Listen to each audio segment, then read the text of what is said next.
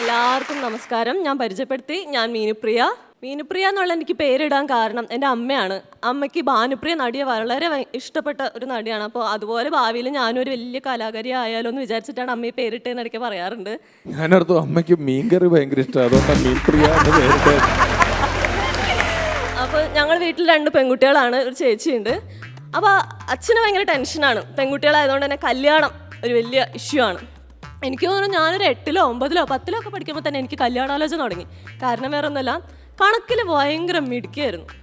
മിടുക്കി എന്ന് പറയുമ്പോൾ എനിക്ക് തോന്നുന്നു നമ്മുടെ ഇന്ത്യ കണ്ടുപിടിച്ച ഒരു സംഖ്യ ആയിരിക്കും എനിക്ക് മിക്കവാറും കണക്കിൽ കിട്ടാൻ. ഏതായിരിക്കും സാർ ആ നമ്പർ? 0. മിക്കവാറും മൊട്ടയായിരിക്കും എനിക്ക്.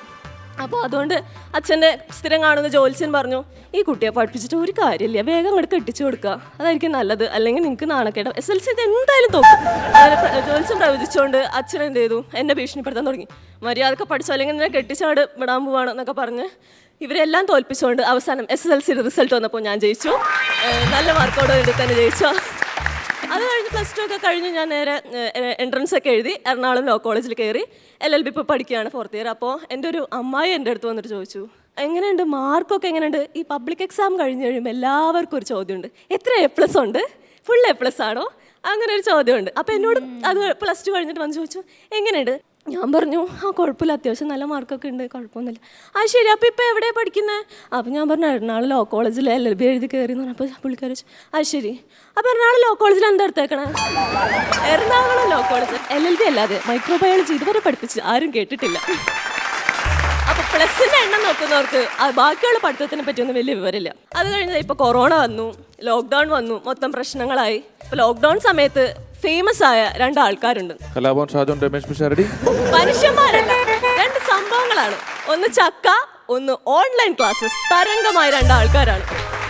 എനിക്ക് തോന്നുന്നു കൊറോണയുടെ മരുന്ന് കണ്ടുപിടിക്കാൻ നടത്തിയ പരീക്ഷണങ്ങളെക്കാൾ കൂടുതൽ ചക്ക വെച്ച് എന്ത് വിഭവം ഉണ്ടാക്കാന്നായിരിക്കും ഏറ്റവും കൂടുതൽ പരീക്ഷണം നടന്നിട്ടുണ്ടാവും. സത്യമല്ലേ? ഇപ്പം എവിടെ നിന്നാലും നമുക്ക് സീസൺ സമയത്ത് മിക്കവാറും എല്ലായിടത്തും നമുക്ക് ചക്ക കിട്ടും. അടുത്ത വീട്ടിൽ നിന്നോ ഒക്കെ ആയിട്ട് എവിടെ നിന്നെങ്കിലും കിട്ടും. പ്രത്യേകിച്ച് പഴുത്ത ചക്ക. അപ്പോൾ ഒരു ദിവസം അയൽവക്കത്തൊരു ചേച്ചി വന്ന് പഴുത്ത ചക്ക തന്നിട്ട് പറഞ്ഞു, ചക്ക തന്നു. അപ്പോൾ അമ്മ പറഞ്ഞു, ഇത് വെച്ച് നമുക്ക് അട ഉണ്ടാക്കാം, നല്ല ശർക്കരയൊക്കെ ഇട്ട് വരട്ടി നല്ല തേങ്ങാക്കൊത്തൊക്കെ ഇട്ടിട്ട് നല്ല അട ഉണ്ടാക്കാം. അങ്ങനെ പറഞ്ഞിട്ട് അമ്മ ഇത് നേരെ ഫ്രിഡ്ജിൽ കൊണ്ടുവച്ചു. അന്ന് എടുത്തില്ല, പിറ്റേ ദിവസം എടുക്കാന്ന് വെച്ചപ്പോൾ ചേച്ചി ഓടിച്ചെന്ന് ഫ്രിഡ്ജ് തുറന്നപ്പോൾ ചക്കയുടെ സ്പ്രേ അടിച്ച പോലെ അറ്റത്തുനിന്ന് ഈ അറ്റം വരെ നല്ല പഴുത്ത ചക്കയുടെ മണം. നമുക്ക് വളരെ ഒരു വല്ലാത്ത കുത്തുമണമാണല്ലോ. അപ്പോൾ ചേച്ചി എന്താ അതിൽ നിന്ന് കഴിഞ്ഞ ദിവസം മേടിച്ച് വെച്ചൊരു ചോക്ലേറ്റിൻ്റെ കേക്ക് ഇരിപ്പുണ്ടായി. അപ്പോൾ അതെടുത്ത് പുള്ളിക്കാരി മുറിച്ച് വായിൽ വെച്ചിട്ട് പറയാം, ഹായ് ചക്ക കേക്ക്. ഞാനൊരിക്കലും വീട്ടിൽ പരിപാടിക്ക് പോയപ്പോൾ ഞാൻ ചോദിച്ചു, ചേച്ചി തണുത്തുള്ള ഉണ്ടോയെന്ന് ചോദിച്ചു. അവിടെ വീടിനടുത്തിട്ട്. അപ്പോൾ അവർ ആ ഫ്രിഡ്ജിൽ നിന്ന് എടുത്താൽ മതിയെന്ന്. ഞാൻ തുറന്നു നോക്കിയപ്പോൾ ഞാൻ ജീവിതത്തിൽ ആദ്യമായിട്ട് 2 പൊതിക്കാത്ത തേങ്ങ ഫ്രിഡ്ജിലിരിക്കുന്നു.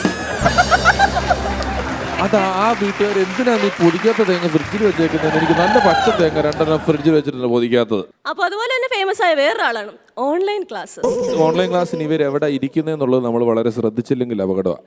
ഇവർ ഈ മൊബൈൽ എടുത്തുകൊണ്ട് അവിടെ ഇവിടെയൊക്കെ വന്ന് ഇരിക്കും. ഇരിപ്പ് മടുക്കുമ്പോഴേ ഞാനൊരു ദിവസം കുളിയും കഴിഞ്ഞ് തോർത്ത് കൊടുത്തോണ്ട് മുറിക്കകത്തൂടെ നടന്നിട്ട് അവിടെ നിന്ന് അലമാരയുടെ മുന്നിൽ ഒന്ന് ലുങ്കിയൊക്കെ കൊടുക്കാറാകുമ്പോഴത്തേക്ക് ഇവൻ പയ്യൻ എന്നോട്, അച്ഛാ എല്ലാവരും കാണുന്നുണ്ട് കേട്ടോ എന്ന് പറഞ്ഞ് 10-40 പിള്ളേരും ടീച്ചറും കൂടെ കണ്ടോണ്ടിരിക്കുക ഞാൻ തോർത്ത് കൊണ്ടുകൊടുത്ത ഡ്രസ്സ് പറഞ്ഞത്. അതുകൊണ്ട് അത് നമ്മൾ സൂക്ഷിക്കണം. അപ്പോൾ എൻ്റെ വീടിൻ്റെ അടുത്തുള്ള ഒരു കുട്ടി, ചെറിയ ക്ലാസ്സിലെ കുട്ടി, അപ്പോൾ അവൾ എൻ്റെ അടുത്ത് വന്നിട്ട് പറഞ്ഞു, ചേച്ചി എനിക്കൊരു ഡാൻസ് പഠിപ്പിച്ചു തരാം, ഓൺലൈൻ ക്ലാസ്സിൽ കളിക്കാൻ വേണ്ടിയിട്ടാന്ന് പറഞ്ഞു. അപ്പം ഞാൻ പിന്നെന്താ പഠിപ്പിച്ചു തരാമല്ലോ. അപ്പോൾ ഇവളുടെ അമ്മ എൻ്റെ അടുത്ത് വന്നിട്ട് പറഞ്ഞു, മോളെ സാധാരണ ഡാൻസ് ഒന്നും പോരാ, നമ്മുടെ ഇന്ത്യയുടെ പല നൃത്തരൂപങ്ങളില്ലേ അതിലേതെങ്കിലും ഒരെണ്ണം വേണം. മോഹിനിയാട്ടോ ഭരതനാട്യം അങ്ങനെ എന്തെങ്കിലും മതിയോ, ഞാനത് പഠിക്കുന്നുണ്ട്, അപ്പോൾ അത് മതിയോ എന്ന് വെച്ചപ്പോൾ പോരാ, വെറൈറ്റി ഇല്ല, വേറെ എന്തെങ്കിലും. ഞാൻ പറഞ്ഞു, വെറൈറ്റി കഥക്ക് മതിയോ, യൂട്യൂബ് എങ്ങാനും നോക്കി പഠിപ്പിച്ചത്. അപ്പം എൻ്റെ ഡ്രസ്സിന് വലിയ മെനക്കേടില്ല, എന്തെങ്കിലുമൊക്കെ ചുരിദാർ എന്തെങ്കിലുമൊക്കെ ഇട്ട് കഥക്ക് കണ്ടിട്ടുള്ളവർക്ക് മനസ്സിലാവും. അപ്പം ഞാൻ ശരി എന്നാൽ അത് മതി, അപ്പോൾ 1 മിനിറ്റ് മതി, ജസ്റ്റ് ഇത് എന്താണെന്ന് വെച്ചാൽ ഒന്ന് കളിക്കുക, എന്നിട്ട് പറഞ്ഞിട്ട് എന്താണോ കളിക്കുന്നത് അതങ്ങൾ പറഞ്ഞിട്ട് പോയാൽ മതി എന്ന് പറഞ്ഞു. അപ്പോൾ ആളെ ഞാൻ പഠിപ്പിച്ചു കൊടുത്തു.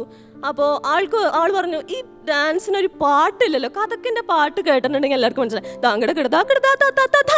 എന്നൊക്കെ പറയും, ഈ തബലയുടെ കൊട്ടൊക്കെ ആയിട്ടായിരിക്കും ഈ സാധനം വരുന്നത്. അപ്പോൾ ഇവിടെ പറഞ്ഞു, ഇതിൽ പാട്ടില്ല, എനിക്ക് പാട്ട് പാടിയാലേ കളിക്കാൻ പറ്റും. ഞാൻ പറഞ്ഞു, എന്തായാലും മതി കൊച്ചിന് കുഴപ്പമില്ല. അപ്പം ഞാൻ പറഞ്ഞു, അവിടെ നിന്നും പറിച്ച് ഇവിടെ നിന്നും പറിച്ച് പാത്രത്തിൽ ഇട്.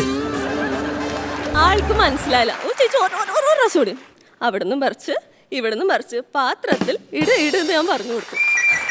ആളുണ്ട് ഇത് കേട്ട സന്തോഷത്തിൽ ഓടി ഇത് കളിക്കാൻ വേണ്ടി ഓടി. പിറ്റേ ദിവസമായിരുന്നു കളിക്കേണ്ട സമയം. അപ്പോൾ ഞാൻ പേടിച്ച് ടെൻഷൻ അടിച്ചത് എന്താണ് അവർ കാണിച്ചിട്ടുണ്ട്, അവളുടെ അമ്മേനെ എന്താണ് അവനെ പറയാൻ പോകുന്നതൊക്കെ പേടിച്ചിരിക്കുമ്പോൾ പിറ്റേ ദിവസം വൈകുന്നേരം ഇപ്പോൾ ഇതൊക്കെ കഴിഞ്ഞിട്ട് പരിപാടി കഴിഞ്ഞിട്ട് അവളുടെ അമ്മ ഒരു പാത്രമൊക്കെ ആയിട്ട് വരുന്നു. ഞാൻ വിചാരിച്ചു മോളെ വേണ്ടാത്തൊക്കെ പഠിപ്പിച്ചെടുത്തതിന് തലവേണ്ട എൻ്റെ അടിച്ച് പൊട്ടിച്ച് കളയാൻ വേണ്ടിയൊക്കെ പാത്രമൊക്കെ ആയിട്ട് ആൾ വരുന്നതെന്ന് വിചാരിച്ചു. ഞാൻ പറഞ്ഞു ചേച്ചി ഡാൻസ് എന്താ എങ്ങനെ ഉണ്ടായിരുന്നു, എന്താ പാത്രമൊക്കെ ആയിട്ട്? അതോ ഇത് അവിടെ നിന്ന് ഇവിടുന്നൊക്കെ കുറച്ച് കഥക്കാം.